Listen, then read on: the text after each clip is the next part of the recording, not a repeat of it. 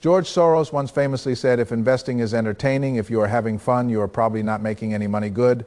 Investing is boring. I want you to sit with that for a second. It goes against everything modern culture tells you about money when you turn on the television or scroll through social media.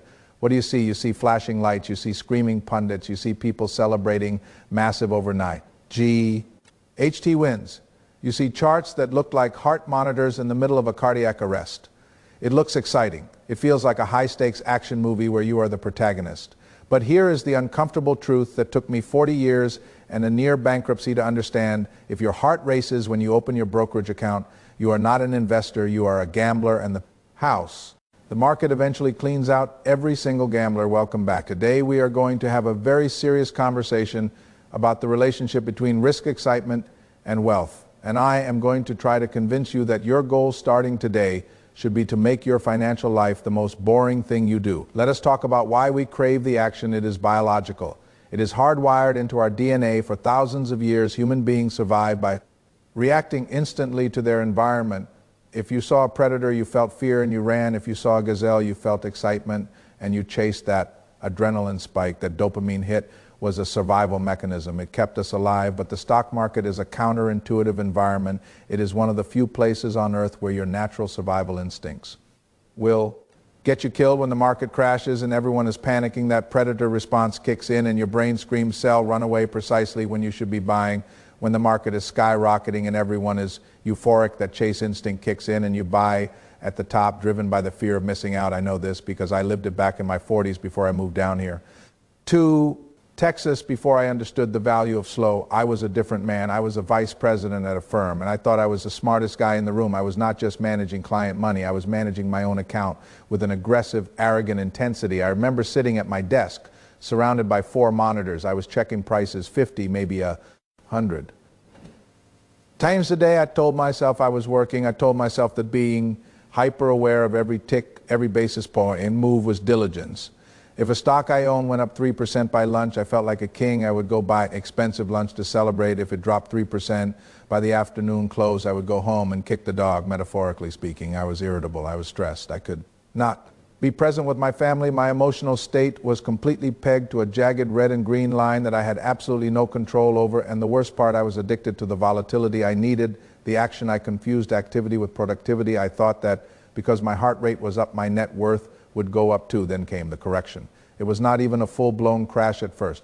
A steady grinding decline because I was addicted to the excitement. I kept trying to make smart moves. I tried to time the bottom. I tried to use leverage to make back what I had lost. I was trading in and out, racking up transaction fees, triggering tax events, and getting whipped around by the noise. By the time the dust settled, I had not just lost money, I had formed a simple, boring index fund by a massive margin. I had spent thousands of hours stressing, researching, and trading only to end up poorer than if I had literally stayed in bed for that entire year. That was my wake-up call.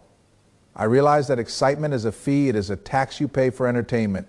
If you want to be entertained, go to the movies, go to Las Vegas, but do not use your life's things as a source of amusement. So how do we fix this? How do we detox from the dopamine and start building real slow fortune? We have to look at the math of risk. And specifically, I want to talk about a concept called asymmetric risk. Most people operate under the high risk.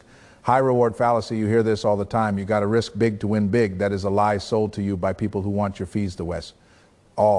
The truly wealthy, the ones who stay wealthy for generations, they do not look for high risk, high reward. They look for asymmetric risk. They look for low risk, high reward, or more accurately, they look for situations where the downside is limited and known, but the upside is virtually unlimited. Let me explain the math of why volatility, the XI, meant is the enemy of compounding. It comes down to a very simple equation that most amateur investors ignore. If you have $100,000 and you lose 50% of it in a bad, risky bet, you are left with $50,000 now to get back to where you started, to get back to that original $100,000. What return do you need? Most people instinctively think, well, I lost 50%, so I need to make 50% wrong at $50,000.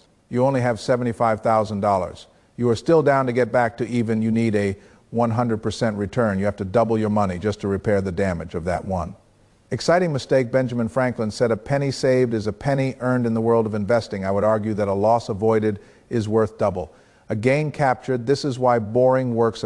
Boring portfolio is designed to avoid those catastrophic 50% drops. It might not double in a month like some speculative cryptocurrency, but it also will not get cut in half overnight. It just marches upward slowly, smoothly.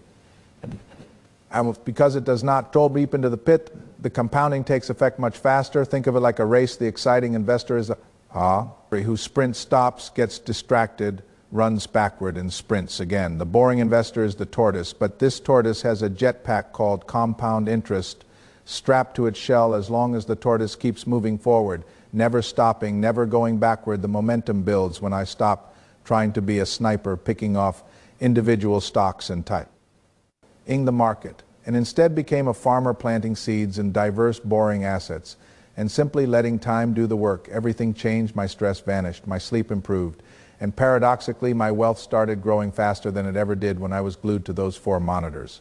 This brings us to a deeper philosophical question. If we know the math works, if we know that boring is profitable, why is it so hard to do? Why do we struggle to simply sit on our hands? The philosopher Alan Watts spoke often about the Taoist concept of wu wei it is, usually translated as non-action or effortless action, but that translation is a bit misleading. It does not mean laziness. It does not mean closing your eyes and hoping for the best. It means forcing nothing. It means act.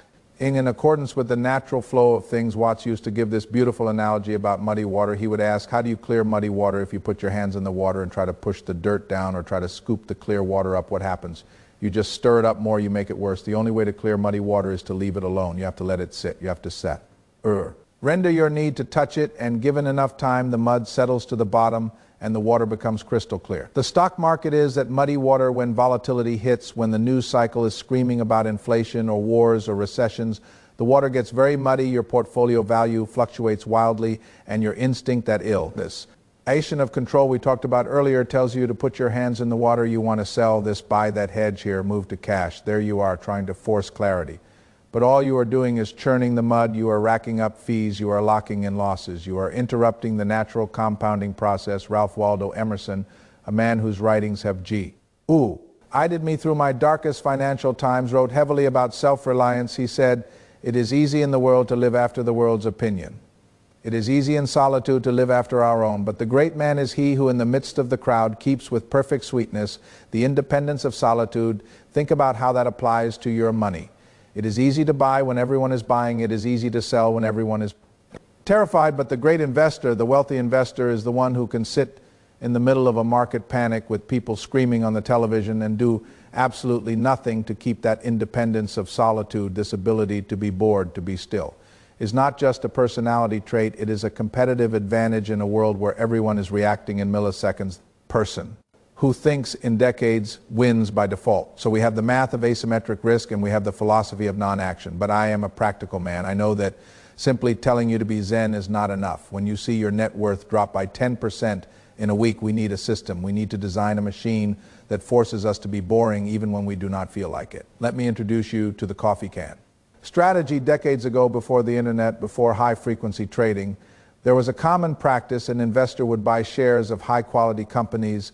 They would receive the physical paper stock certificates, and because they did not want to lose them and they had no intention of selling them next week, they would put those certificates in a coffee can and shove it under their mattress or the back of a closet. Then they would forget about them. They might not look at that can for 20, 30, maybe 40 years. When they finally opened the can, they were often shocked. Some of the companies might have gone bust, sure, but the ones that survived, they had split and compounded and reinvested dividends for decades uninterrupted.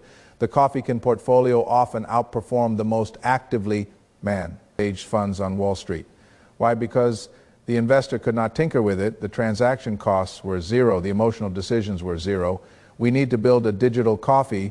The first step is automation. This is non-negotiable. If you have to manually transfer money from your checking account to your investment account every month, you are introducing a decision point, and every decision point is an opportunity for your emotions to sabotage you. Oh, maybe not this month, the market looks too high, or maybe I will wait, the news looks bad. No, you remove the decision, you set up an automatic transfer that happens the day your paycheck hits the money, leaves your account before you even see it. It buys into a diversified low-cost index fund or a basket of quality assets automatically. You do not log in, you do not look at the price, you treat that money as if it is a tax bill. It is just gone. That is how you manufacture wealth. You make the act of saving invisible and painless. Now, I can hear some of you objecting, but Alex, that is no fun. I enjoy researching companies. I enjoy the game. I get it. I really do. Remember, I used to be that guy, and suppressing your nature entirely usually leads to a low. Out later on, it is like a strict diet. If you never let yourself have a cookie, eventually you are going to eat the entire box. So here is my compromise. I call it the 90-10 rule for adrenaline junkies. If you absolutely must scratch that itch, if you need to feel like a stock picker, fine, but you do it with a strict containment field. Take 90% of your capital, the money you need for your retirement, for your kids' college, for your freedom, and put that in the boring machine that goes into the low-cost index funds, the real estate, the bonds. That money is sacred. That money is the coffee. Can you do not touch it? Then take the remaining 10%, and frankly 5% would be better, and put it in a separate account. Call it your Vegas fund. Call it your tuition fund. This is the money you can play with. You want to buy that speculative tech stock, go ahead. You want to try to time the crypto market, be my guest, but you have to make a mental contract with yourself. You must assume that this 10% will go to zero. If it goes to zero, it will not change your life. You will still retire. You will still be free. But here's what usually happens after a few years. You will look at your two accounts. You will see the boring account steadily marring. Upward compounding, quietly requiring zero effort, and you will see your Vegas account likely churning, volatile, stressful, and probably underperforming. Eventually you will realize that the boring way is not just safer, it is actually more satisfying, because the ultimate return on investment is not just money. It is time. When you stop staring at charts, you get your life back. You get to walk the dog. You get to read books. You get to spend time with your family. You get to focus on your health. Jim Rohn said discipline is the bridge between goals and accomplishment. The discipline to be bored is perhaps the hardest discipline of all in our hyper-stimulated world, but it is the bridge to the kind of wealth that actually matters. I want to challenge you not to go out and make a brilliant trade this week. I challenge you to do nothing. Audit your financial life. Is it exciting? If it is, find a way to make it boring, automate it, simplify it, diversify it, then turn off the screen. Go outside, let the mud settle, let your money work hard so you can live slow. Thank you for your time. I will see you in the next one. Remember, slow is smooth and smooth is fast.